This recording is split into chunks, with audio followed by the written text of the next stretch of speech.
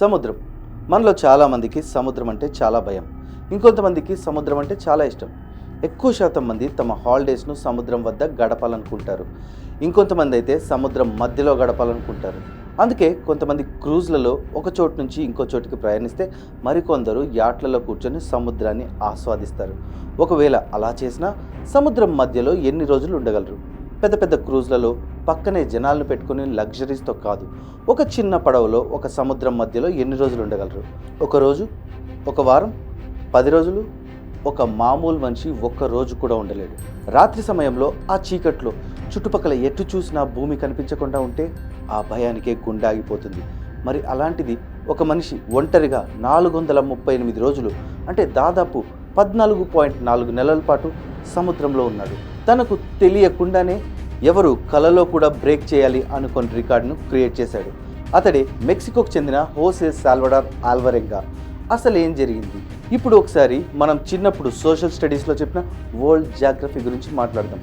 మన భూమి మీద 7 ఖండాలు, 5 మహాసముద్రాలు ఉన్నాయి. ఈ భూమిపైన 71% ఓషన్స్ ఉన్నాయన్న విషయం మనందరికీ తెలుసు.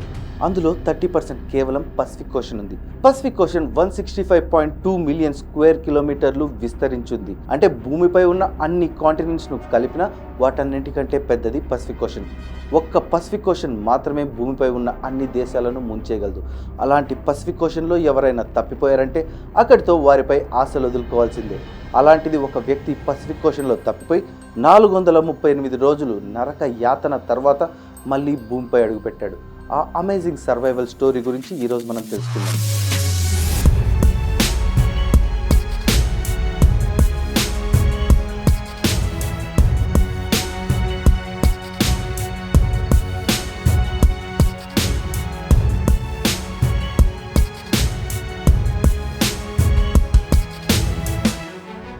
ఈ ఇన్సిడెంట్ 2012 నవంబర్ 17న జరిగింది. మెక్సికోకు చెందిన హోసే సాల్వడార్ ఆల్వరెంగా మంచి నైపుణ్యం ఉన్న అండ్ చాలా ఎక్స్పీరియన్స్ ఉన్న సెయిలర్ అండ్ ఫిషర్మ్యాన్. అతను డీప్ సీ ఫిషింగ్ చేయడం కోసం 30 గంటలు సముద్రంలోకి వెళ్ళాలనుకున్నాడు. మామూలుగా డీప్ సీ ఫిషింగ్ చేయడం వల్ల పెద్ద పెద్ద చేపలు దొరుకుతాయి. అందుకే డీప్ సీ ఫిషింగ్కి వెళ్ళాలనుకున్నాడు. అయితే రెగ్యులర్గా తనతో పాటు వచ్చే తన పార్ట్నర్ ఆ ట్రిప్కు వెళ్ళలేదు. అందుకే 23 ఏళ్ల ఎజికెల్ కొర్డోబాను ఈసారి తన పార్ట్నర్గా తీసుకెళ్లాడు ఆల్వరెంగా. అయితే కొర్డోబాతో ఆల్వరెంగాకు అప్పటి వరకు అసలు పరిచయమే లేదు. ఇద్దరు కలిసి 7 మీటర్ల టాప్లెస్ బోట్ తీసుకుని ఫిషింగ్కు స్టార్ట్ అయ్యారు. ఆ బోట్లో పెద్దగా ఎక్విప్మెంట్ కూడా లేదు. కేవలం పట్టిన చేపలను భద్రపరచడానికి ఫ్రిడ్జ్ సైజులో ఉన్న ఒక ఐస్ బాక్స్ను తమతో పాటు తీసుకెళ్లారు. డీప్ సీ ఫిషింగ్ కోసం ఇద్దరు తీరానికి బాగా దూరంగా వెళ్లారు. అనుకున్న ప్లేస్కి రీచ్ అవ్వగానే ఫిషింగ్ స్టార్ట్ చేశారు. ఫిషింగ్ మొదలుపెట్టిన కొద్దిసేపటికే 500 కిలోల చేపను పట్టుకున్నాడు ఆల్వరెంగా. అది చూసిన ఆనందంతో మరింత ముందుకు సాగారు. అలా తీరానికి 100 కిలోమీటర్ల దూరంలో తమ ఫిషింగ్ను మళ్ళీ స్టార్ట్ చేశారు.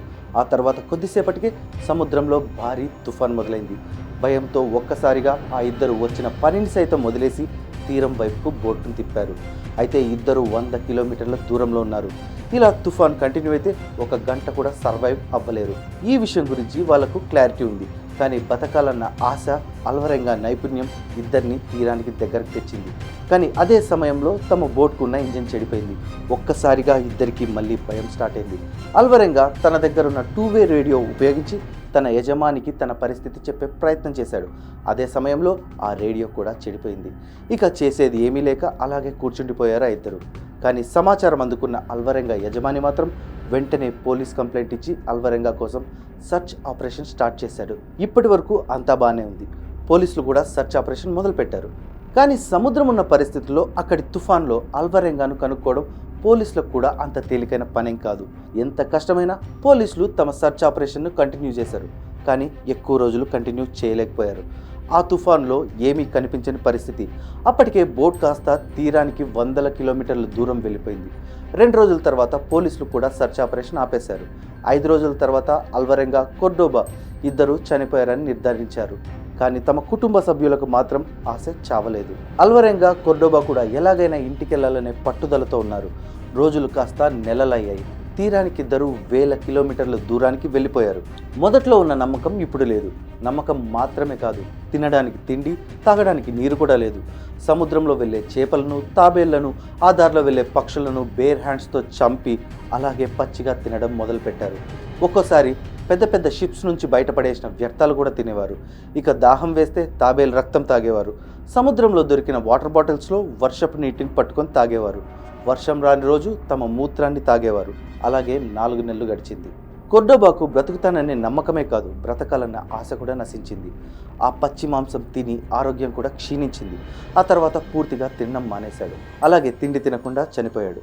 చనిపోయే ముందు తన శవాన్ని తినొద్దని అల్వరెంగా చేత ఒట్టేయించుకొని చనిపోయాడు కొర్డోబా.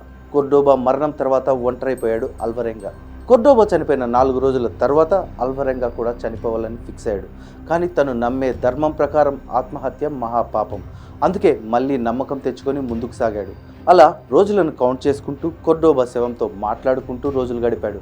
అయితే కొర్డోబా బాడీతో అలాగే మాట్లాడుతుంటే పిచ్చెక్కుతుందేమో అన్న భయంతో ఆ శవాన్ని సముద్రంలో పడేశాడు అల్వరెంగా. తన ఈ జర్నీలో చాలాసార్లు తనకు కంటైనర్ షిప్స్ కనిపించాయి. కానీ అల్వరెంగా చిన్న బోట్లో వెళ్తుండడం, తన వద్ద కనీసం ఫ్లేర్ గన్ కూడా లేకపోవడం వల్ల ఆ కంటైనర్స్కు ఎటువంటి సిగ్నల్ పంపలేకపోయాడు అల్వరెంగా.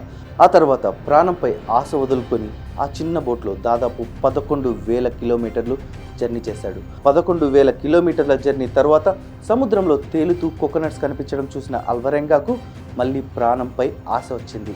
వెంటనే అవి ఎటువైపు నుండి వచ్చాయో అని చూసిన అల్వరెంగాకు ఒక ఐలాండ్ కనిపించింది. అది చూసిన అల్వరెంగా మళ్ళీ ఈ ఐలాండ్ నుంచి కూడా దూరం వెళ్తాడేమో అన్న భయంతో వెంటనే తన బోట్ నుంచి దూకేసి సముద్రంలో ఈత కొడుతూ ఒడ్డుకు చేరాడు. 438 రోజులు అంటే 14.4 నెలల తర్వాత అల్వరెంగా నేలపై అడుగు పెట్టడమే కాదు, నేలను చూడడం కూడా అదే మొదటిసారి. ఈ ఐలాండ్ కూడా మిస్ అయి ఉంటే మరో 5,000 కిలోమీటర్ల వరకు మరో ఐలాండ్ లేదు. పొరపాటున ఆ ఐలాండ్ చేరుకోకుంటే మరో ఐలాండ్ చేరుకోవడానికి మరో సంవత్సరం పట్టుండేది. అల్వరెంగాను ఆ పరిస్థితుల్లో చూసిన ఒక కపుల్ హాస్పిటల్లో చేర్పించారు. 11 రోజుల తర్వాత హాస్పిటల్ నుంచి డిశ్చార్జ్ అయ్యాడు అల్వరెంగా. అల్వరెంగా బ్రతికి మళ్ళీ వెనక్కు రావడంతో తన కుటుంబ సభ్యులు ఆనందంతో పాటు ఆశ్చర్యపోయారు. అయితే 438 రోజుల తర్వాత వెనక్కు వచ్చిన అల్వరెంగాకు చేదు అనుభవం ఎదురైంది. తనతో పాటు సముద్రంలోకి వెళ్ళిన కొర్డోబాను అల్వరెంగా చంపి తినేశాడని కొర్డోబా కుటుంబ సభ్యులు తనపై కేసేశారు. కొన్ని సంవత్సరాలు న్యాయ పోరాటం చేసిన తర్వాత నిర్దోషిగా ఆ కేసు నుంచి బయటపడ్డాడు అల్వరెంగా. 30 గంటలు డీప్ సీ ఫిషింగ్ కోసం వెళ్ళి ఏకంగా 438 రోజులు నరక యాతన అనుభవించాడు హోసే సాల్వడార్ అల్వరెంగా. సో మనలో చాలామంది చిన్న చిన్న విషయాలను కష్టాలు అనుకొని బాధపడుతుంటారు. అలాంటి వాళ్లకు ఈ స్టోరీ చూపించండి.